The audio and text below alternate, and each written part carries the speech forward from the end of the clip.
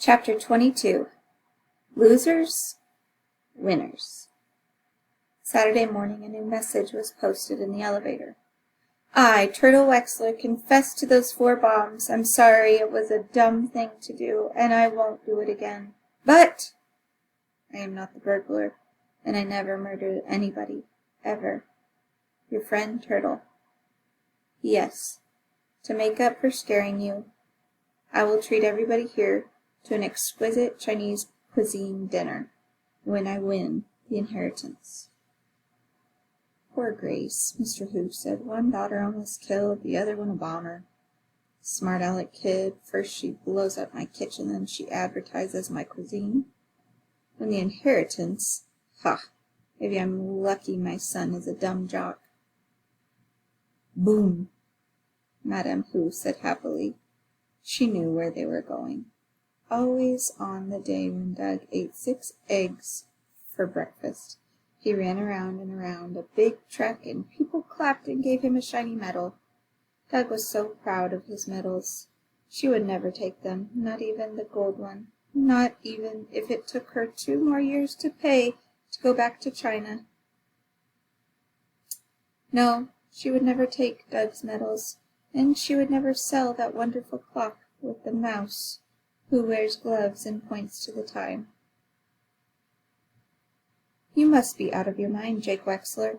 Go to a track meet with all those people pointing at me, snickering, saying, Look, there she is, the mother of Cain and Abel. I am not even sure I have the nerve to show my face at the Westinghouse tonight. Come on, Grace, it'll do you good. The podiatrist urged his reluctant wife down the 3rd floor hall. Stop thinking about yourself for a change. Think how poor Turtle must feel. Don't ever mention that child to me again, not after what she did to Angela. I never told you this, Jake, but I've always had a sinking sensation that the hospital mixed up the babies when Turtle was born. It's no wonder she wanted to blow us all up. Grace's despair exploded in anger. Oh, I get it. You're putting the blame on me. If you had given her a good talking to about kicking people when I asked, she might not have ended up as a common criminal. Whatever became of the fun-loving woman I married? What was her name? Gracie Windploppel? Grace quickly looked around to see if anyone had overheard that ugly name, but they were in the elevator alone. Oh, I know what people think, she complained. Poor Jake Wexler, good guy, everybody's friend, married to that uppity would-be decorator. Well, Angela's not going to have to scrimp and save to make ends meet. She's going to marry a real doctor. I'll see to that. Sure you will, Grace.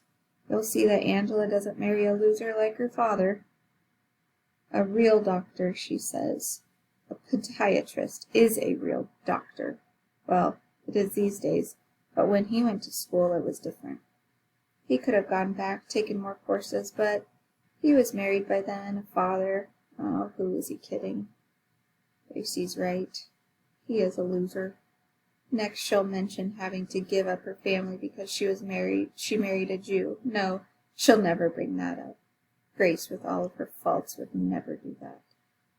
The elevator door opened to the lobby. Grace turned to her silent, sad-eyed husband, the loser.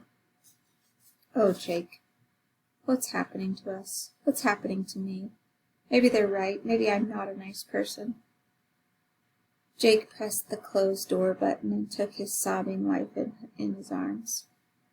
It's all right, Gracie. We're going home.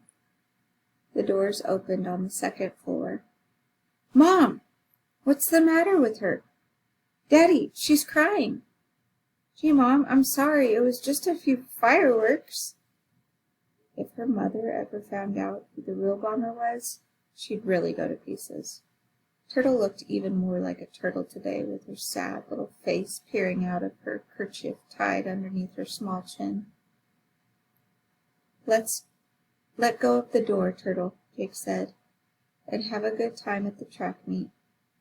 You too, Mrs. Bombuck. Track meet? They weren't going to a track meet, and they sure weren't going to have a good time. Grace was still sobbing on Jake's shoulder. as he led her into their apartment. "Mother, what's the matter? What's wrong with her, Dad?"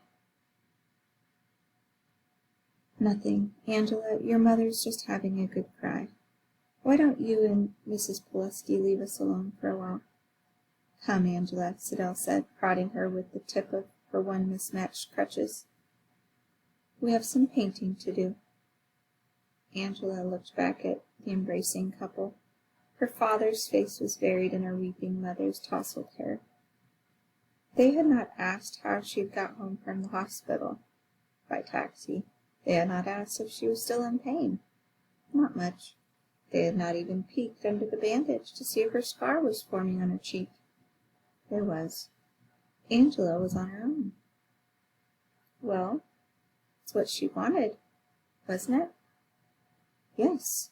Yes, it was. She uttered a short laugh, and her hand flew up to the pain in her face. "Do I look funny or something?" "No, I wasn't laughing at you, Siddell. I'd never laugh at you. It's just that suddenly everything seemed all right." "It's all right," the partner replied, unlocking the 4 locks on her apartment door. "Tonight's the night we're going to win it all." Were they? They will, said. The will said look for a name. They had a song, not a name. "Oh, beautiful for spacious skies," Siddell began to sing, "for purple waves of grain." "Not purple," Angela corrected her. "Amber. For amber waves of grain." "Amber!" Judge Ford paced the floor. Tonight, Sam Westing would wreak his revenge unless she could prevent it. If she was right, the person in danger was the former, Mrs. Westing. And if Turtle was right about the wax dummy, Sam Westing himself might be there to watch the fun. There was a knock at the door. The judge was surprised to see Denton Deer, even more surprised when he wheeled Chris Theodorkis into his apartment. "Hello, Judge. Everybody else in the building is going to the track meet, it seems. I passed Sandy on the way out, and he said you wouldn't mind having Chris for part of the afternoon. I've got to get back to the hospital." "Hello, Judge Ford." Chris held out a steady hand, which the judge shook. "You looking well, Chris?" "The medicine helped a lot. It's a big step forward," the intern said. "Wrong word. The kid may never leave the wheelchair. An even more effective medication is now in the developmental stage." That really sounded pompous. "Well, so long, Chris. See you tonight. Thanks, Judge." "He knows a lot of big words," Chris said. "Yes, he certainly does," Judge Ford replied. What was she going to do with this boy here? She had so much to think about, so much to plan. "You can work Birdwatch," Chris offered, wheeling to the window, with binoculars banging against his thin chest. "Good idea." The judge returned to her desk to study the newspaper clippings. Mrs. Westing, a tall, thin woman. She may no longer be thin, but she would still be tall, about 60 years old. Sam Westing's former wife was one of the heirs. She had to be Pearl. "Look!" Chris shouted, startling the judge into dropping her files on the floor. She rushed to his side, thinking he needed help. "Look up there, Judge. Isn't it beautiful?" High in the fall sky, a V of geese was flying south. Yes, it was a beautiful sight.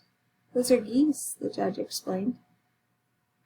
"Canada goose." "Branta Canadis," Chris replied.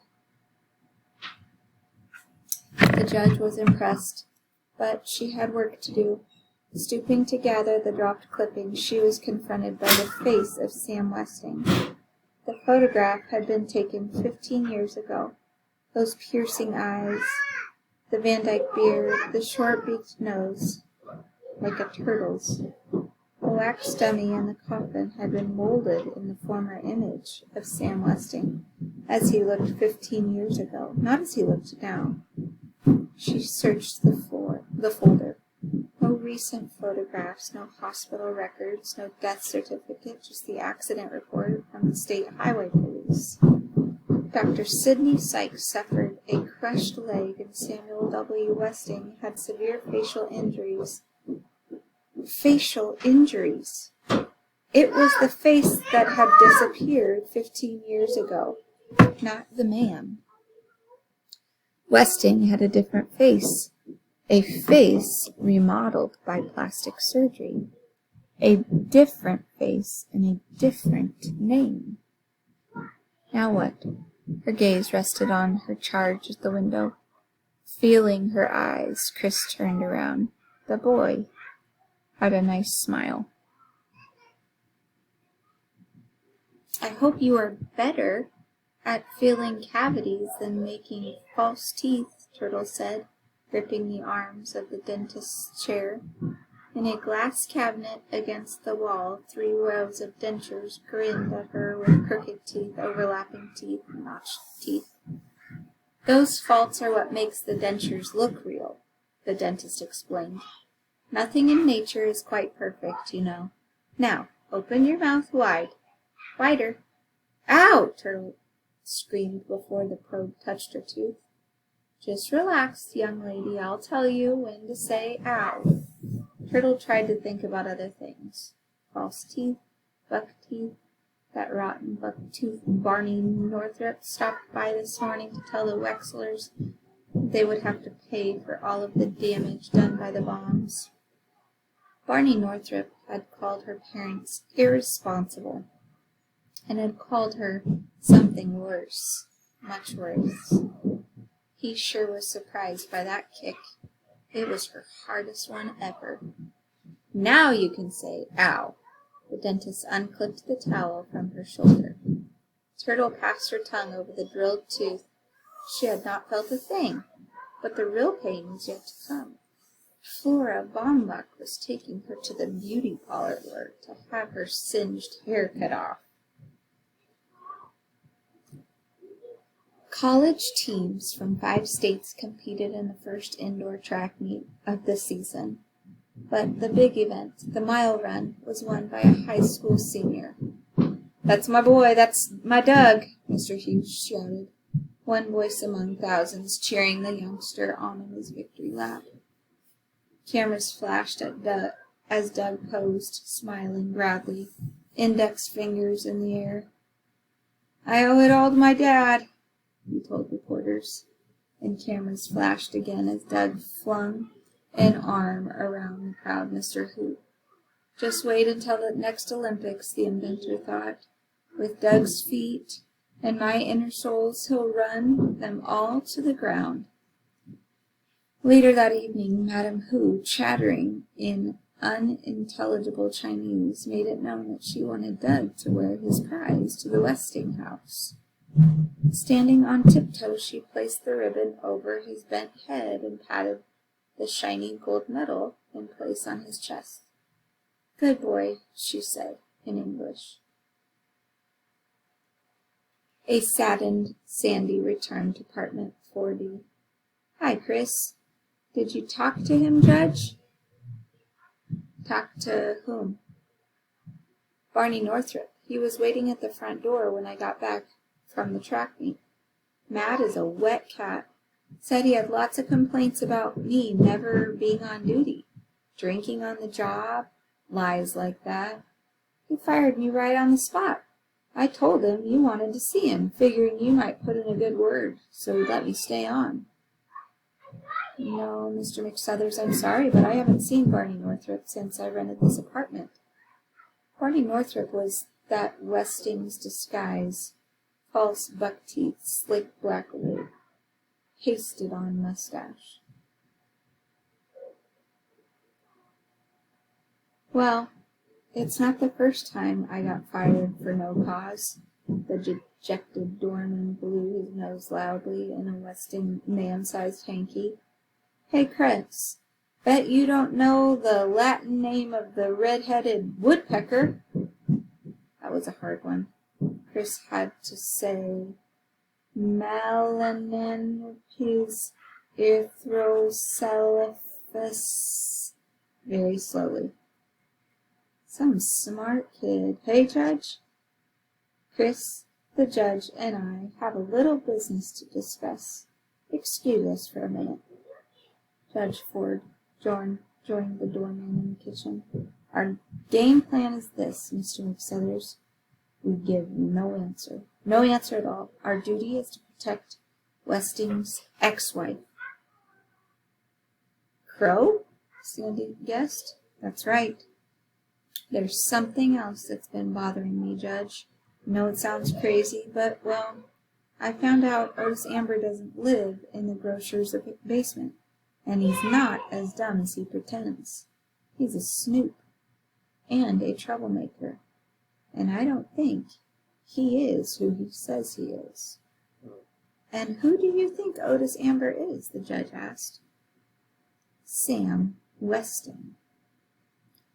Judge Ford leaned against the sink and pressed her head against the cabinet.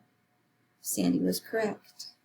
She had played right into the man's hands. Sam Westing's hands. Come on, Crow. You always like to get there early to open the door for people. Crow had stopped in the middle of the steep road to stare up at the Westing house. I've got a funny feeling that something evil is waiting for me up there, Otis. It's a bad house, full of misery and sin. He's still there, you know. Sam Westing is dead and buried. Come on, if we don't go, we gotta give the money back, and we already spent it on the soup kitchen. I fear his presence, Otis. He's looking for a murderer. Violet's murderer. Stop scaring yourself with crazy notions. You sound like you're on the bottle again. Crow strode ahead. I didn't mean that, Crow. Honest. Look up there at that moon. Isn't it romantic?